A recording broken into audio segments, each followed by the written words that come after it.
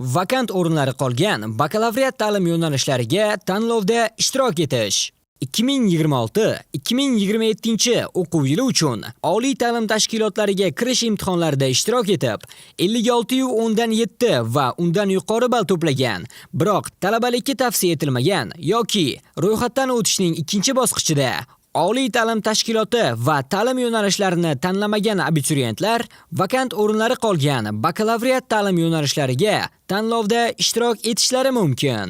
Bunda ro'yxatdan o'tgan abituriyentlarning to'plagan ballari ketma-ketligi qat'iy hisobga olingan holda vakant o'rinlarga abituriyentlar bazaviy to'lov-kontrakt asosida talabalikka tavsiya etiladi.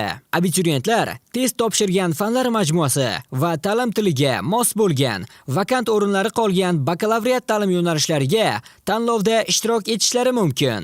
Agar vakant o'rinlari qolmagan bo'lsa, ushbu toifadagi abituriyentlarga tanlovda ishtirok etish imkoniyati berilmaydi. Bilimni baholash agentligining my.uzbmb.uz platformasidagi shaxsiy kabinet orqali vakant o'rinlari qolgan bakalavriat ta'lim yo'nalishlariga tanlovda ishtirok etish bo'limiga kirilib, xizmatdan foydalanish tugmasi bosiladi va oliy ta'lim tashkilotlarini tanlash bo'limiga o'tiladi.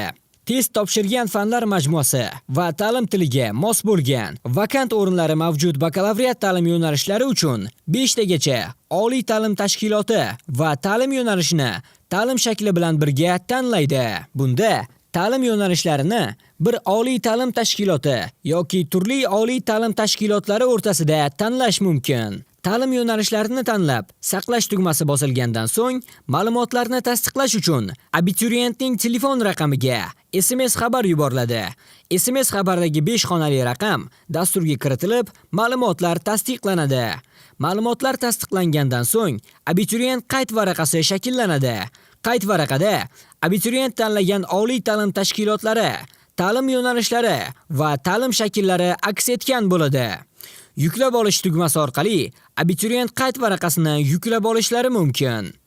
Abituriyentlar ta'lim yo'nalishlarini tanlash muddati yakunlangunga qadar o'z ma'lumotlarini o'zgartirishlari va qayd varaqasini qayta yuklab olishlari mumkin.